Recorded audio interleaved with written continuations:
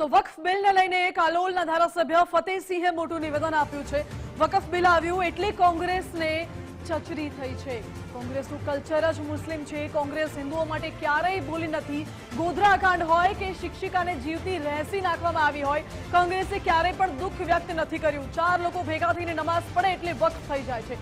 નહેરુએ 123 સંપત્તિઓ વકફ બોર્ડને સોંપી દીધી હતી। કાલોલમાં ભાજપના સક્રિય સદસ્યતા કાર્યક્રમમાં નિવેદન આપ્યું ધારાસભ્યએ। वक़्फ़ बोर्ड बिल आयु कोने कोने चचरी तो ये मात्र कांग्रेस, कारण के कांग्रेस નું કલ્ચર એ મુસ્લિમ છે।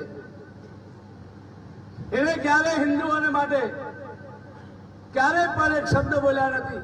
એ ગોધરા હોય, સિદ્ધિઓને હાથ જીવતા બાળી દીધા હોય, શિક્ષિકાઓને રહી નાખી ગોધરામાં, કોઈ કોંગ્રેસની ટોપી ક્યારે પણ દુઃખ વ્યક્ત ના કરે। આપણી પાર્ટી રાષ્ટ્ર લેવલે આ વકફ બોર્ડ વિશે આદરણીય કિરણ રજૂજીએ જે બિલ રજૂ કર્યું એ વખતે લોકસભાનું વાતાવરણ પૂરા દેશના લોકો શંકા કુશંકાથી બેઠા હતા કે હવે શું થશે। બંને રાજ્યસભા અને લોકસભા પાસ થઈ ગયા। આ વકફ બિલની જે મંજૂરી અને વકફ છે હું આ જે ગામમાં આપણે મીટિંગ કરીને એના તલાવની માલિકી વકફ બોર્ડ બોલે, બોલો કઈ જા સરપંચ। 4 દિવસ કોઈ મુસલમાનો ભેગા થાય અને કોઈ જગ્યાએ જો નમાજ પડી જાય તો બોલે આ તો અમારી નમાજ થયેલી વકફ બોર્ડની।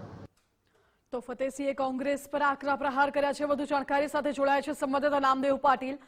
નામદેવ, ફતેહસિંહે એક ભાજપના કાર્યક્રમ દરમિયાન કોંગ્રેસ પર મુસ્લિમોને લઈને અને વકફની સંપત્તિઓને લઈને આકરા પ્રહાર કર્યા છે।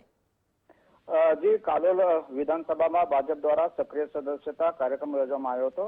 આ કાર્યક્રમમાં પંચમહાલ જિલ્લાના સાંસદ રાજપાલસિંહ જાદવ અને કાલોલના ધારાસભ્ય ફતેહસિંહ ચૌહાણ સહિતના આગેવાનો ઉપસ્થિત રહ્યા હતા। આ કાર્યક્રમમાં કાલોલના ધારાસભ્ય ફતેહસિંહ ચૌહાણે વકફ બિલ અંગે પોતાના પ્રાસંગિક વક્તવ્યમાં प्रतिक्रिया આપતા કોંગ્રેસ પર આકરા પ્રહારો કર્યા હતા। જેમાં વકફ બોર્ડ બિલ આપવાથી કોને કોને ચચરી છે એના વિશે જણાવતા કોંગ્રેસને ચચરી હોવાનું જણાવ્યું છે। કેમ કે કોંગ્રેસનું કલ્ચર એ મુસ્લિમનું જ છે અને ક્યારેય પણ હિન્દુઓ માટે એક શબ્દ બોલ્યા નથી તેવા બોલ્યા હતા। અને ગોધરા કાંડ હોય કે 7 શિક્ષકોને જીવતી રેસી નાખવાની ઘટના હોય એ પણ કોઈ હોય, કોંગ્રેસે અત્યાર સુધી દુઃખ વ્યક્ત કર્યું નથી તેવું જણાવ્યું હતું। અને ફતેહસિંહ ચૌહાણે રજવાડાનો ઇતિહાસ જોઈ લેવા સાથે કોઈ 4 વ્યક્તિની નમાજ પડે તો વકફની મિલકત થઈ જાય સહિતનું નિવેદન કર્યું છે। જી ઓકે નામદેવ, આભાર આપનો।